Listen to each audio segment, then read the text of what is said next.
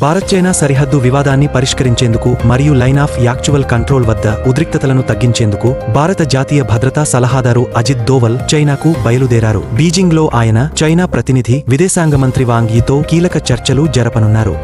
బంగ్లాదేశ్లోని రంగ్పూర్లో జరిగిన హిందూ కుటుంబం హత్య కేసుకు సంబంధించి Rangpur metropolitan police commissioner Mahmud Abdul Mabud కీలక విషయాలు వెల్లడించారు. ఈ ఘోర హత్యలకు మతపరమైన లేదా రాజకీయ కారణాలు లేవని, కేవలం డ్రగ్స్ మరియు నేరం బయటపడుతుందనే భయంతోనే జరిగాయని ఆయన వెల్లడించారు. భారీ వర్షాల కారణంగా ఆఫ్రికా దేశమైన కెనియా రాజధాని కొనక్రీ శివార్లలోని దారెస్సలాం ఓపెన్ ఎయిర్ ల్యాండ్ఫిల్ వద్ద ఉన్న భారీ చెత్తకొండ ఒక్కసారిగా కుప్పకూలింది. ఈ వ్యర్థాల కొండచర్యలు విరిగి పడడంతో సమీపంలోని అనేక ఇళ్లు, పూరి గుడిసెలు ఆ చెత్త కింద పూర్తిగా కూరుకుపోయాయి. ఈ ఘోర ప్రమాదంలో 30 మంది దుర్మరణం పాలయ్యారని అధికారులు వెల్లడించారు. మరో 22 మంది తీవ్రంగా గాయపడ్డారు.